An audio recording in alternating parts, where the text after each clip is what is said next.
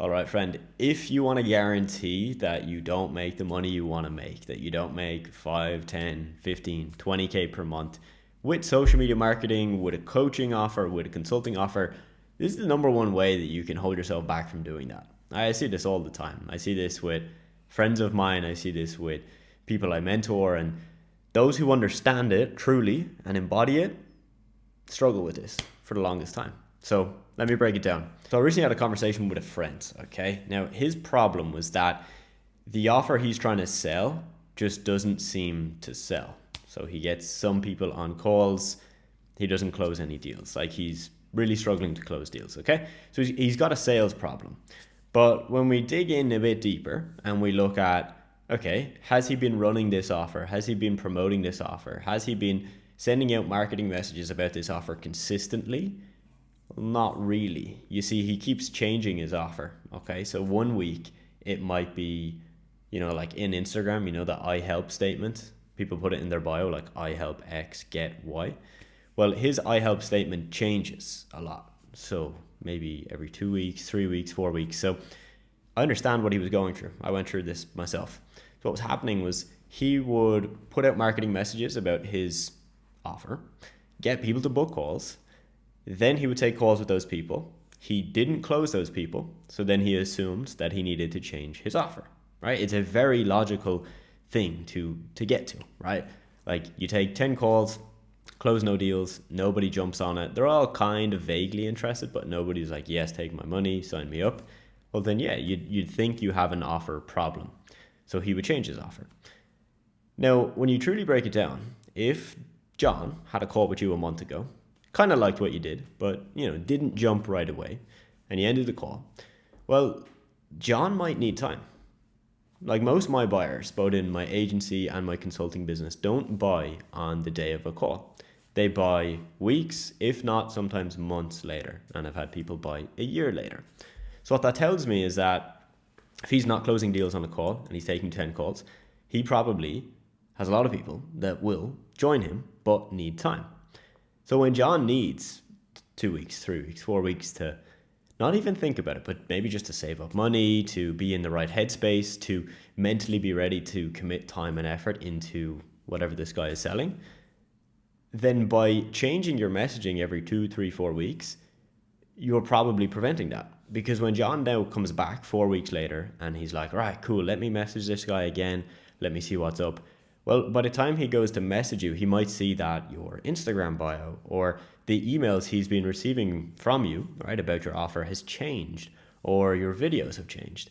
And all of a sudden, he's now confused. He thinks that you don't do the thing that you did 2, 3, 4 weeks ago, and probably goes to someone else. This is a really common problem, and it's most common for people where they're stuck getting deals. So they're either booking calls but they're not closing deals, or they're doing outreach, they're pumping out content, whatever they're doing to attract clients, and nobody is booking calls, right? The problem is the same for most people who are in that stage. It's specifically a problem for people under 10K a month from my experience.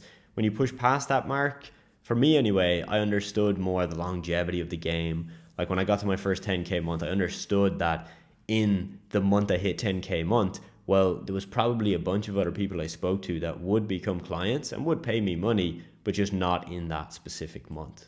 So this is why it's really important to be consistent with your offer, consistent with your follow-ups, consistent with your messaging, so that if you have a call with John today and he kind of likes it, but he comes back to you in 2 months, that he still sees that you're doing the same thing. Now, I personally think my consulting business has benefited from this massively, because when I started it back in 2020 to now recording this in 2024, we still do the same thing. Of course, we've made changes, we've made pivots, we've tweaked the offer in, little bits, little ways. We've gotten way better results. But what's clear and consistent is the thing that we help you with. So, for example, it's not like I started and I was teaching people dropshipping, and then 6 months later I was teaching e-commerce, and then I was teaching Amazon FBA, and then I was thinking, I wasn't changing what I was selling. So the fact that we've been consistent allows us to have people that come and join us And they say, hey, Adam, yeah, like I've been following you for 2 years, man. 2 years. And like, I understood that back then. And this is what you can understand. And it's going to make whatever you were doing, whatever you were selling, more successful. All right, this is my rant to you today. Stop offer chasing. And it just creates so much confusion and lack of clarity. And a confused mind does not buy. So if I have a call with you and 2 weeks later, your Instagram profile, all your messaging, everything is different, yeah, I'm probably not going to buy your thing because I've felt like you've moved on. Even though you might still offer it, right? I feel like you've moved on. You've put your energy or effort into something else. So you're not probably going to be the best person to solve the problem that I had 2 or 3 weeks ago. So my friend, if you're starting with SMMA, where this is important for you, if you're not building a personal brand, you don't need to worry about your I help statement in your Instagram bio. You don't need to worry about, the content you're posting, because you're probably not posting content. But what you do need to think about is the messaging and your follow-ups. Now, if you're running an SMMA and you're not following up with prospects, man, come on, seriously. Like, you have to.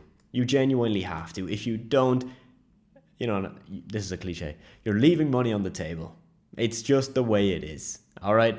I don't know the stats, but I'd estimate 20-30% of my clients in my agency came because we followed up. We followed up with email automation, sending out valuable emails, sending out results, sending out training videos, sending out stuff that would make them see us as the guys to work with. And that's what you need to be doing. So if you're not following up, get your email automations in place. If you're not doing that and you don't want to build out email automations, then you don't like money, fair enough. But I get it. You might want to invest in an email marketing software. That's cool. Manually follow up. Do it manually via email or wherever you created the first touch point with your prospect, Instagram, LinkedIn, wherever. Do it. Stay consistent with your messaging. Give them more value because this is where a lot of real money is made. And the way I look at it is following up is essentially cashing in on the people that are already like 80% sold. They're already like, they like you, they trust you, that you had a call, they like what you're offering. It's just the time wasn't right. And like the time isn't right sometimes. That's just the way it goes. You can't close everybody on the phone. So you have to have these mechanisms in place so that when people have the aha moment and they go, you know what, now is the right time, that they think of you. Like, how sad would this be if you had a call with John in January? John loved what you offered and he was like, look, man, give me 2 months. Imagine if you didn't follow up with him, which this happens all the time. Or imagine if you followed up with him after 2 months and he was like, oh, man, I just need a little bit more time. And then you stopped. You never followed up with John ever again. And lo and behold, a month after that point, he's in the shower and he goes, you know what? Yeah, I need to do this thing. And then he gets hit up by some other person 2 days before that, and he goes with them. You don't want that, right? Because you've done the hard work. You've sold him on the opportunity. You've gotten him to understand the thing is going to be valuable for his business, and then he buys the thing from somebody else. So my friend, that's the video. Stick with your offer. Of course, there's a time and a place to change your offer.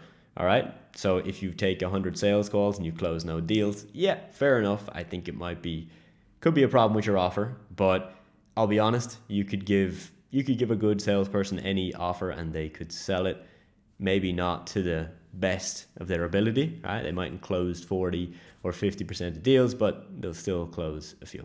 So, my friend, hope you have a great day. Keep this in mind. Understand consistency is key and it compounds, and you collect the compound interest of consistency when you stay consistent. And if you don't, and you change your messaging, change your offer, and chase all these things, you will lose out. You will be essentially doing the work that somebody else is then going to cash in and get the reward for that work.